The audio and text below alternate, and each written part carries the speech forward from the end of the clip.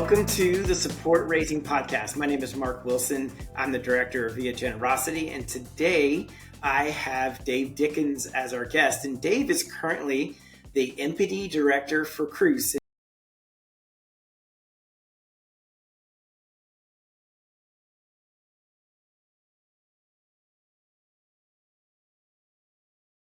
That's healthy and promotes the best practices and biblical foundations in fundraising. So thanks for joining us today. And Dave shared a little story with me about how when he was participating with Crew in college, he only missed one meeting in 4 years. So Dave, I'd love to hear a little bit more about that story and how you managed to only miss one meeting.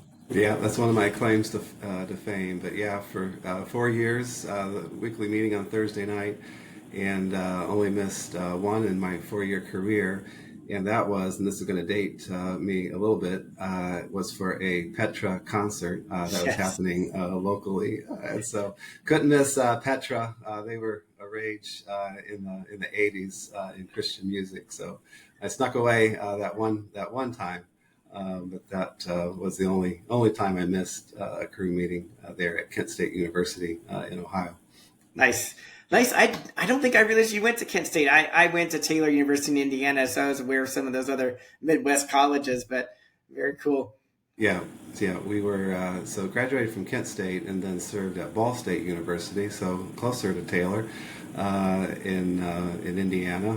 So we were there for 13 years before making the transition to come down to Orlando to work at our world headquarters.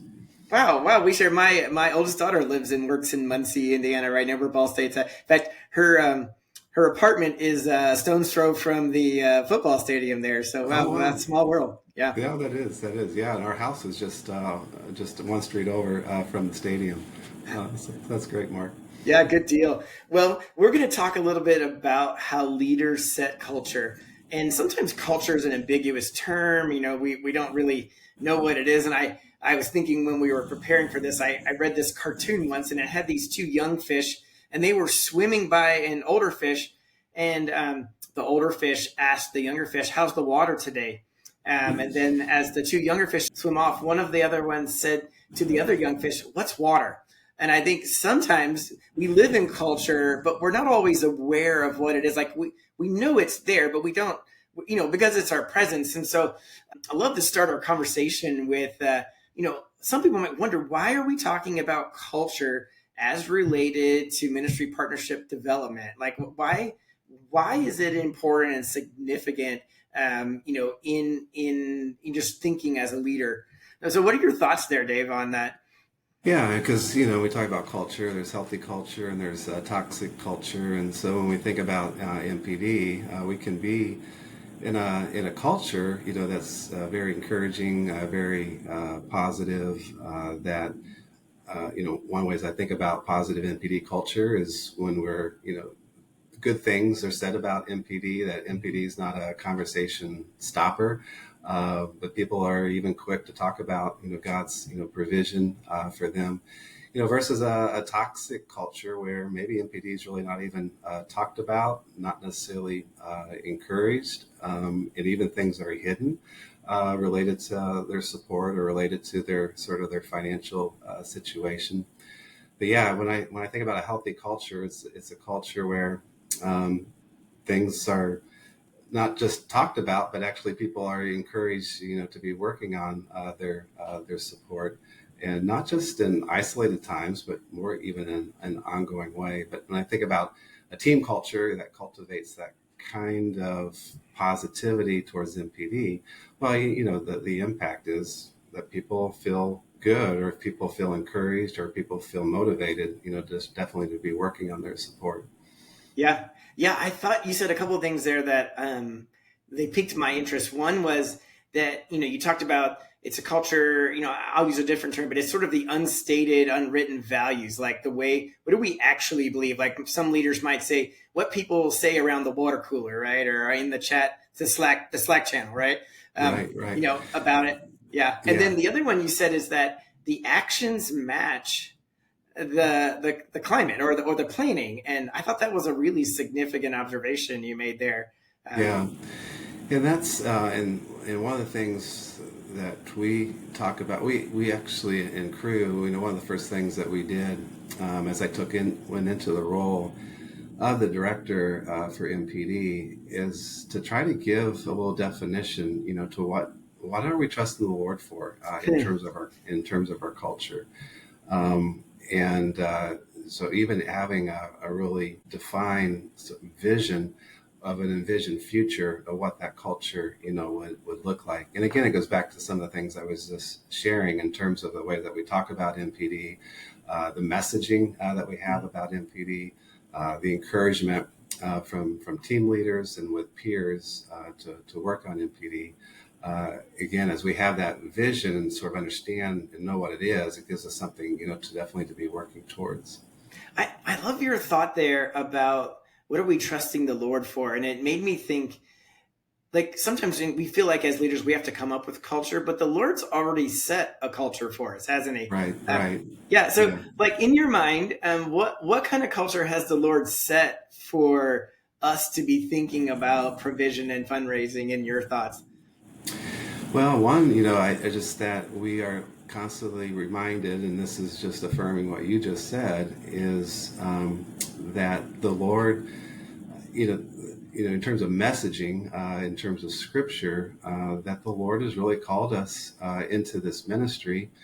And because he's called us, he said that he will provide for us. And so I want to constantly be reminded and want to remind others that that's what the Lord has for us, that he desires for us to be fully funded, that the worker is worthy of his wages.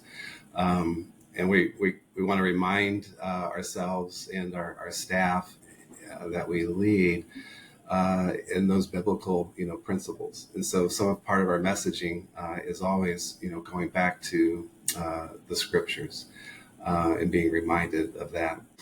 Yeah, I like.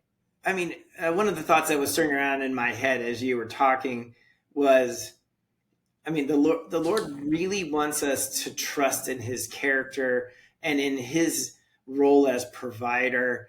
And so often when I think of cultures that are unhealthy, there is this fear and skepticism and just mistrust of provision. And it just puts us in this place of anxiety of provision. And so then we capitulate and we live in a way that's different than what God said for us. Like we live as if he won't provide. And it just creates this very competitive, limited scarcity. And we talk about it as a burden. And I'm just thinking of things Steve Shadrack said, it's an oppressive burden, do your best Steve Shadrack imitation there. Right. But anyway, I was thinking, like you said, like the way we talk about it should reflect God's posture, in his character and his word and his history of provision for people. I mean, those are good thoughts. Yeah. Thanks, Dave. What do you think? Like, what is the leader's role? Like you've mentioned a couple things in coining messaging and representation, but like how do you see the leader? Like what role do they play in the culture and how do they influence it? One of the things that we did when we first came to headquarters is first I was responsible for just sort of one of our departments. And that was really the question in coming into it. I knew that there was, a lot of underfunded staff. I realized that the culture there wasn't very positive or encouraging. And so that was, in that year, that was one of the things that we sort of spent a lot of time thinking about is how do we shape this culture to be healthier for sure. And, a few things that we started doing that seemed to really make a difference. One is sort of in the messaging and the communication. That was sort of the genesis that year. And some people received this Friday email we call the MPD Connections. Mm-hmm. But that just started out as something, I would write up on Fridays and send to our department as, an encouragement, a new tip, but just sort of a way, something that's really consistent in keeping MPD in front of people on a weekly basis. Another thing that we did and this gets more into where I think you have to, in terms of culture, think about MPD as a team sport. But we found a way that we can help everyone sort of engage in MPD together. And so this is a little bit easier for us because it was in an office setting. And so we just would take Wednesday nights as a time where we would stay after hours at the office and cater in dinner. And anybody who wanted to stay and to work on it, we couldn't mandate it necessarily, but anybody who wanted to stay could stay after and eat dinner together. We would do a quick, devotional. Then people would go back into their cubicles, their workspaces, to work on MPD for a couple hours. But you know what? Initially we just had a few people coming out to that. But as word spread in terms of how encouraged and helpful it was to be working together and doing MPD in community, it became super popular that many people were staying after to do that. So that was really helpful. But I think the other piece is that I went around and talked with each of the teams and the team leaders. And honestly, at least the way that we're structured in crew, I really believe it's the leadership specifically the team leaders that can have a lot of sway in terms of the culture within a team or within a department. And but as developing those relationships and those friendships, making myself available and coming into team times, to talk about MPD, that just really made an impact. And it was just so encouraging because each of the teams have their own team culture, related to MPD. Sure do. And again, though, it's the team leader who's sort of the gatekeeper of that. But as the more I could get the team leaders on board for them to make MPD a priority, for their teams, that made a huge impact, a huge difference in the overall department, culture within that we were working on.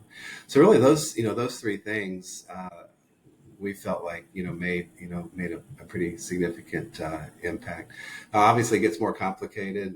Sure. I was in the campus office, overseeing the campus office at that time, but then became the campus ministry MPD director and thinking about all our campus teams, and then becoming the U.S. MPD director and thinking all of crew.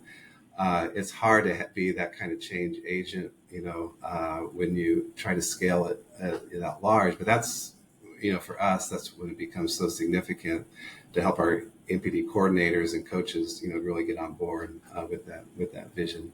Yeah. Yeah. And for those of you listening, I think Dave pointed out a couple. One, he created a regular communication that was sort of training the voice and the posture. The second, he created some space, and he led the way by doing it himself with his own team. And I think leaders have to go first. You've got to speak it. You've got to do it. You've got to model it.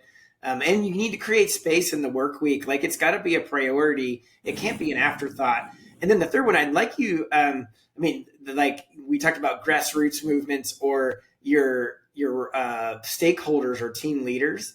How did you, what kind of things did you do to help them buy into the culture and to contribute and participate?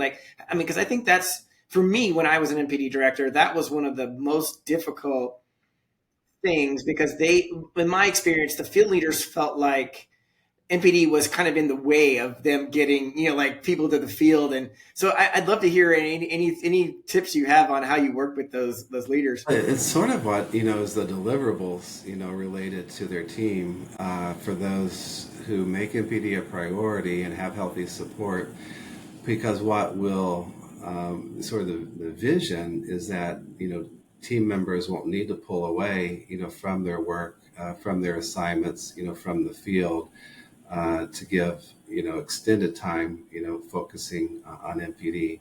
So I try to help them see, that this would be the outcome. This would be the positive outcome if we can go ahead and make MPD an integrated priority, something that, each person is committing, to work on a weekly basis. And I try to make it just really doable. I mean, we're just talking, 2 hours max. Mhm. We think if someone commits to 2 hours a week on MPD, they'll be able to raise about $100, at least $100 new support each month.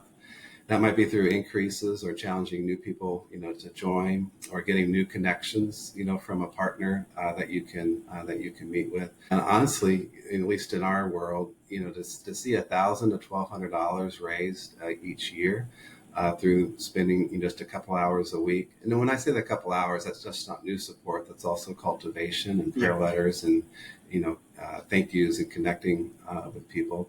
So there's the partner care, piece that goes with that as well. But if that is the commitment, and you're seeing $1,200, a new support raised, well, that's going to keep you up with inflation. That's going to make up for ministry partners who need to drop off your team in that year. So I just try to cast that vision, to team leaders, that if this is something that you can commit to and create an environment or create better team times where you all come together for a couple hours to work on MPD, that in the long term is just you're going to have a healthier team. You're going to have, team members who don't need to leave. Again, at the end of the day, your team is just going to be in a much better place to accomplish the things that you're trying to accomplish. Yeah. Yeah. I mean, it sounds like you did a good job of identifying with their ultimate goal, which is that they would have workers on the ground who could make disciples and share the gospel. And in order to do that, they needed to make this a part of their work week. And it was tangible, and you had real measurable, like, we think you can see this kind of impact. So, I mean, I think all those things speak to leaders, like how it helps facilitate their ultimate end. Yeah. Yeah. And I also think, being able to show them, okay, the way we're structured, we have more of the data in terms of where their staff are at with MPD, and they can get that information, but it's not necessarily something that they're looking at. But that's also an important piece of this as well. It's helping them see, the current reality of their staff and the needs that and some are doing fine, but those who are not so much, making sure that the team leaders are aware of those staff who really should be giving more attention to MPD. Yeah. I remember, Steve Shadrach says this a lot, but he just says, loving your staff well in your support raising culture and activities may be one of the best forms of missionary care that you can have. Right. Yeah. Yeah. Very, very true. Yeah. And there was a couple that said to me, and we actually put this in one of the MPD connections, but their own commitment to MPD was a commitment to their future selves, to their future ministry. And just the reality, if I take care of what I can take care of now with MPD, and again, giving it attention on a weekly basis, really what I'm doing is I'm serving well the people that I'll be able to impact in the future, because I'll be there. I'll be able to show up. I'll be in a financial healthy place, fully funded and fully engaged in the mission. And I thought that was so helpful. And that again could be the vision that we cast to team leaders as well. Yeah. That's great. It is, we live in such an instant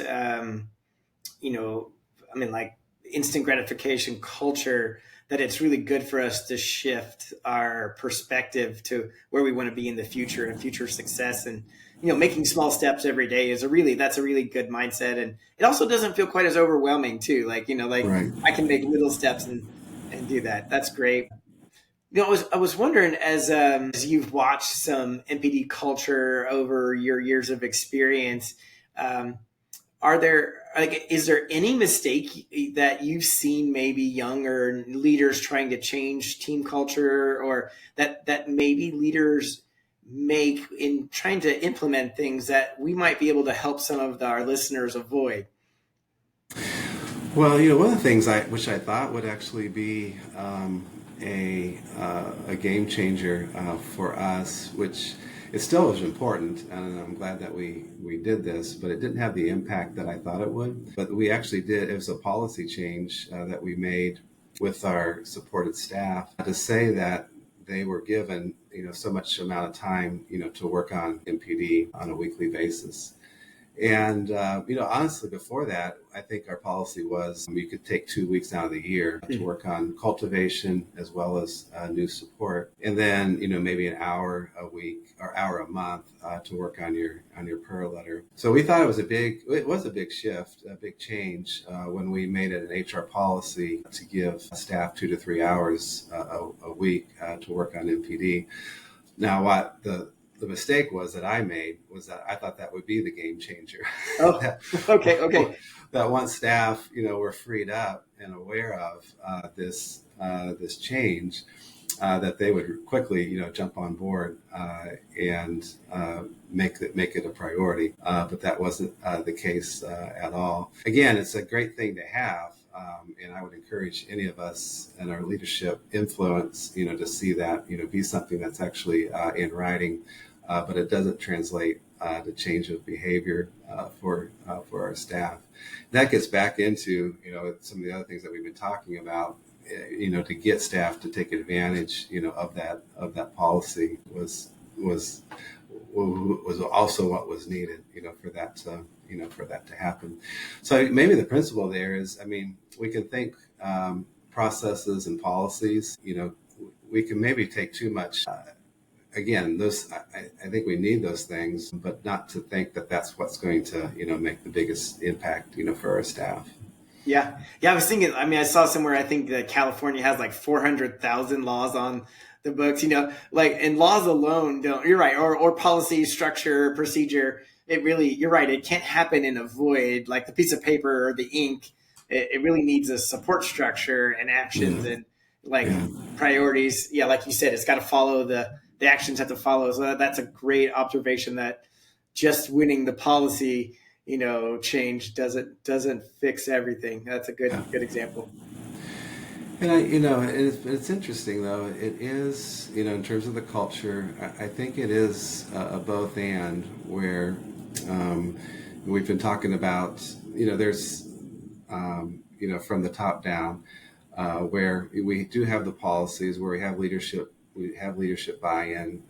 Again, I think specifically team leaders are so significant, but there's also the grassroots, type of change, and that's where you start small, but you start with, maybe a few staff on one team that really get a vision, for this and really commit to it, and how, that just then impacts, the rest of the team and even the team leader. And so one of the things that we're trying to do then is to find teams that really model that, so that they can then influence and impact other teams, towards that same direction. But sometimes that takes, opportunities, to spotlight, various teams, or spotlight various team leaders. As that gets more and more attention, we want that to, sort of create some momentum. As one team leader sees what this team has been able to do and how they have really healthy, the staff on that team have healthy support, that's something that they want to see happen, for them as well. They become very teachable, and they're asking, for those for resources and such. But that's the grassroots, type of effort, which takes, definitely takes a lot of time. But honestly, that's going to make the biggest impact overall. But it's just going to take a lot of time, to get there for sure. Yeah, you hit on a great point. You do need the leaders to believe and to back you. But even the leaders, they need to see that it works and that it's impacting and that it's sustainable. Like I was thinking of one of our partners, Josiah Venture. They've been, like the last 6 years, they've really been working on raising support with their local workers in Central European countries. And, they had a couple countries that were very, they have different country leaders, but the Ukraine was one of the first, it was one of their smaller teams, but they became one of the first fully funded teams. And then it became the story. And then all of a sudden their team could do things the other teams couldn't do, and their staff retention. But it became the storytelling, and so I think that's I know when I was in my first role, the leaders were very skeptical because we just had a long history of not high success in this. and they said you could send one person to a training, and try this new model. And and so they sent a 30-year veteran, and it revolutionized. Like, he came back, and anyway, he became a champion for the cause because it transformed his life. And so anyway, I think you're right. Like, those grassroots things can become like case studies for like, does the new culture work? So Yeah, and a lot of times, in team leaders, I mean, they're influenced by their peers, and again, there might be things from the top down, that they're hearing as well, which is helpful, especially if those leaders are modeling, what we're wanting them, to experience, as well as their team.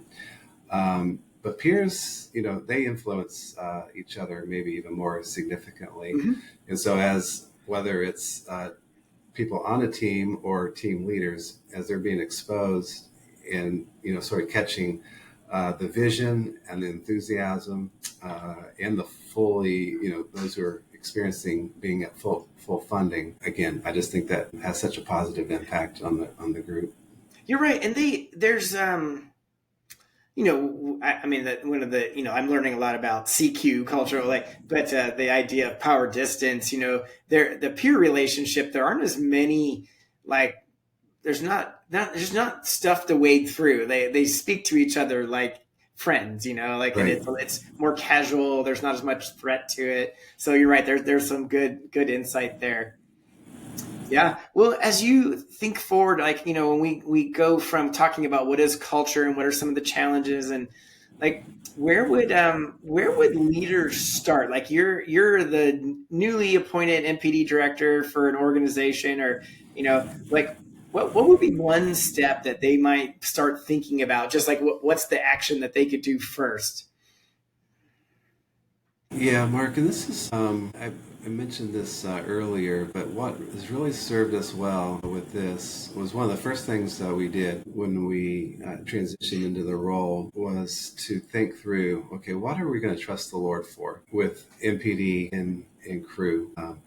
And this became sort of an exercise in this thinking through our envisioned future. And it actually ended up being an 8-page document. Oh, wow. That really sort of takes on a lot of different aspects of MPD, whether it's the coaching, the training, the content and resources that we want to create, the culture that we wanted to develop within Team MPD with crew, as well as the culture that we wanted crew to have, related to MPD and financial stewardship. And but that was just so it just was so clarifying. Okay, this is and we call them vision scripts, which I borrowed from Michael Hyatt years ago. And the idea with the vision scripts, it's not how, but wow. You know what? Mm-hmm. As I stand in the future of my future self or the future ministry, and I look around, and in our context, thinking about our staff being fully funded, what do I see, and what's our training like? What's our coaching like? What's our culture like? But doing that, and it took a few days, to really process through all that. But just sort of having that clarifying picture of what we were wanting to trust the Lord for, and per our conversation, related to the culture of MPD and financial stewardship within crew, was very compelling, was very helpful. Again, very clarifying. This is what we want to move towards. And it's so great, when we have these conversations, we'll, as a team, we'll pull out these vision scripts and be reminded, okay, this is where we're headed. This is what we want to see happen. And then, okay, what are the next steps, towards that vision? So I would encourage us as leaders that if we haven't done that, that would be maybe the first thing that we do, is to sit down and sit in that future and look at, okay, what is it that we want, to see as we think about culture within my ministry related to MPD. Yep. That's a pro tip, guys. If you hear anything that we said today, that one right there that's a gem. And I love it because I mean, it starts spiritual. It starts with what does God say the culture is, and then what do we believe and how do we want to apply it to our context.